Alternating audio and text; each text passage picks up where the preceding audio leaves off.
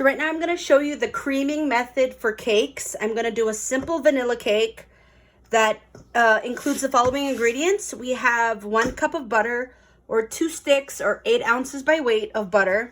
1 cup of, so this is at room temperature. So you want to pull this out about an hour before you're going to use it. You want it soft. We have 1 cup of milk that is also room temperature eggs, 4 of them. We have 2 teaspoons of vanilla, half a teaspoon of salt, 1 tablespoon of baking powder, 1 3/4 cups of sugar, and then we have 3 cups of all-purpose flour, or the flour I gave you that says cake, but that one is actually like a cake and pastry flour, so you could use that too for this recipe. We're gonna sift this before, I might as well just do that now. Sift it before you start. You wanna sift those ingredients. Make sure they're in the shot. Okay, you wanna sift the salt, flour, and baking powder, so it's all already combined, ready to go, and we're going to add it to our mixture later. You don't usually cake flour is very clumpy, so you want to sift it ahead of time. Okay. Ideally, you want to do this in a bigger bowl, but just get this out of the way. Okay. See how those clumps later? Those would show up in your cake if we didn't sift it. Okay, I'm going to put that aside. Then for the creaming method, remove this over because we're going to use these later. Okay, so you want to get your bowl with a spatula, wooden spoon. You can also put this in the mixer as well, but I love to struggle with my creaming. But ideally, you want to use a hand mixer for cakes. You want to get a lot of air in it, especially when we're creaming, to make a nice structure. So I'm just going to just soften my butter just a little bit just to get it started. I'm going to add all of my sugar. Okay. We're going to mix this till it's light and fluffy. You want everything nice and room temperature. If your butter is not cold enough, don't put it in the microwave. There's a couple ways. You could stick a warm cup on over it. What I like to do is just put a glove on my hand and squish the butter. Just use my body heat to melt it, but you don't want to put it in the microwave. Okay.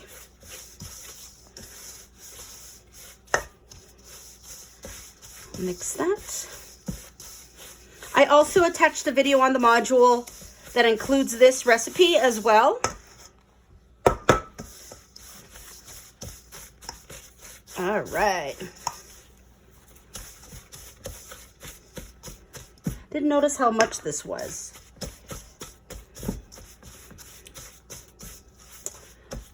I might switch this to my mixer, actually. We'll see.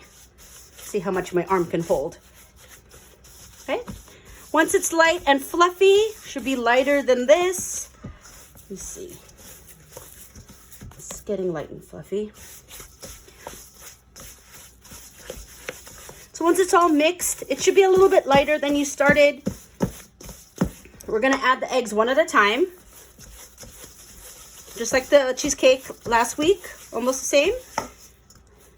Okay, I'm going to add my eggs one at a time.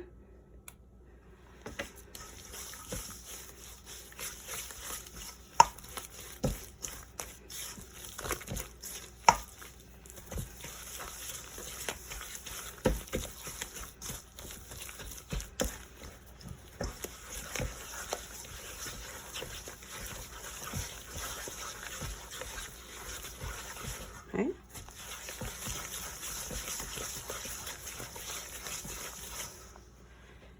Another egg. If it looks like your egg and sugar is curdling after you add the egg, a little bit of flour will bring it back together. But you want it to be, you want to make the emulsification like I've always said.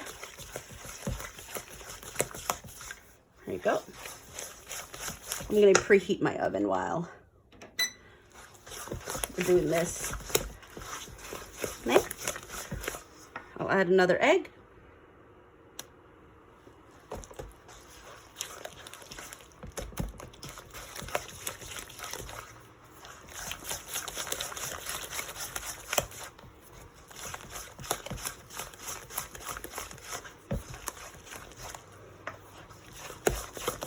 So it's getting fluffy and fluffy.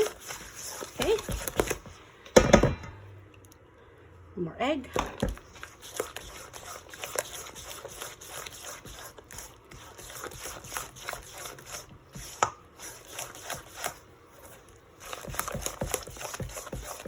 Okay. And I'm going to add my vanilla. See, it looks a little curdled. My butter might have been a little bit too cold, but that's all right. We're going to start adding our flour mixture and our milk. The reason in cakes we do something called the alternative method. I'm sorry, not alternative. Alternating the dry and wet into this. The reason why that we alternate it is because there's a lot of liquid going into this. If you could already tell, this mixture is slightly curdled. Okay, because I added my eggs too fast without incorporating it, but it should be fine. The thing is, we want to alternate the dry ingredients with the wet, because if we add all the wet liquids into this now, it'll separate and it won't be a cohesive type of cake. The crumb structure will be totally different. So what we want to do is start and end with the flour. So I'm going to put 1/3 of the flour in.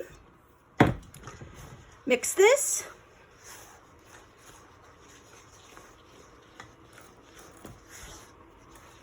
Okay, just keep on mixing it till it comes together. Did I put, maybe I put a little bit more than 1/3, but it's okay. Okay. It's all together. Then I'm going to put half of the milk mixture. Okay, this allows the liquid to absorb slowly. Okay.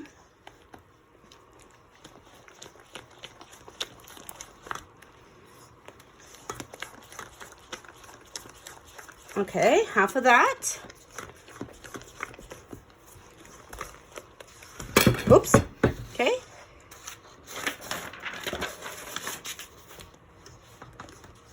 Then I'm going to put the other 1/3 of the flour.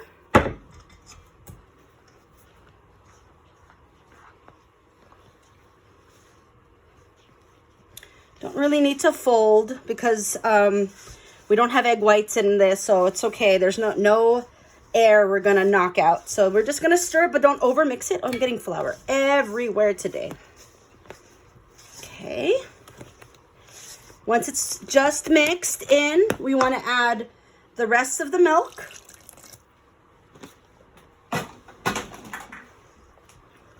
Okay, start mixing it slowly, and then you could beat it in. If you're using a mixer, it'll be the same. Just make sure when you use the mixer, you gotta scrape the sides and down below, okay? If you're using a hand mixer, same thing. You wanna scrape as you go. Okay, there you go. It's looking good. I'm gonna add the rest of my flour. Then I'm just going to mix it until I can't see the flour anymore. You don't want to overbeat it at this point because you could create tunneling like we mentioned during quick breads. You can also do this method for muffins and you'll have a nice cakier texture. Just like those muffins at Costco. Or it'll be a very, very thin kind of crumb. Okay? Just going to mix it and just do a couple of last minute stirs to incorporate some air. And that's it. I am going to prep my pans. I should have prepped them before I started. Okay, let me wash my hands real quick. Okay. I'm going to spray these. And just like we did the cheesecake pan last week, I'm going to make a circle disc for the bottom. Okay, we could bake them soon. Okay, I'm going to cut this in half.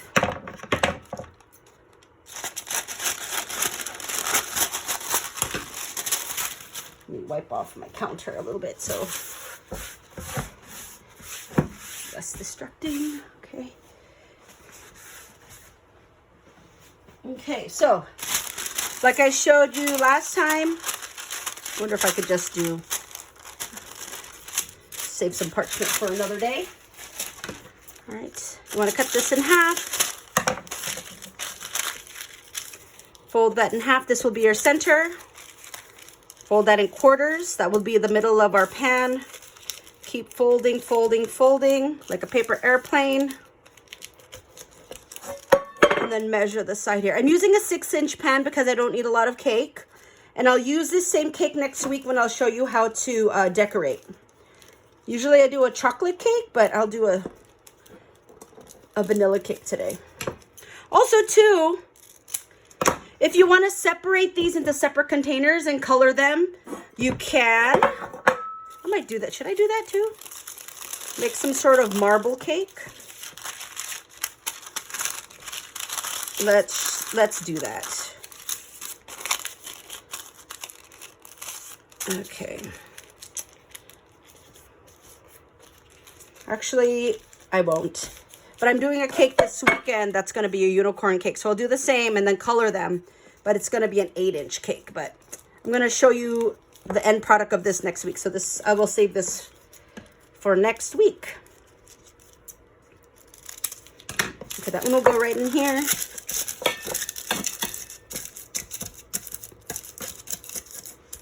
Fit. Might be too big, but that's all right. Okay, there you go. Put a little spritz. Sometimes with other cakes, you don't want to grease the sides. I'll talk about that in class. What you want to do is fill these about halfway. It will rise. I'm gonna bang them down. You could take the same batter, fold some blueberries in it, bake them in cupcake containers. Whichever way. All right. So what you want to do is make sure you bang it on the table to release some air bubbles. I'll add a little bit more. And then what I like to do, I don't know if it's conventional or not, but I like to spin it just so the inside is a little bit less and it's around the edge more. So when it bakes, the middle is less high. That's just my thing. So I will pop this in the oven for about almost 35 to 40 minutes until they're done. Let me just double check on the time here. Well, 27 to 35 minutes if it's short. So you could also take this whole batter and spread it in a 9x16-inch pan, and it will make a sheet cake like so. And then you could just ice the top. But I'm going to use these next week. All right, I'll show you the end product in class.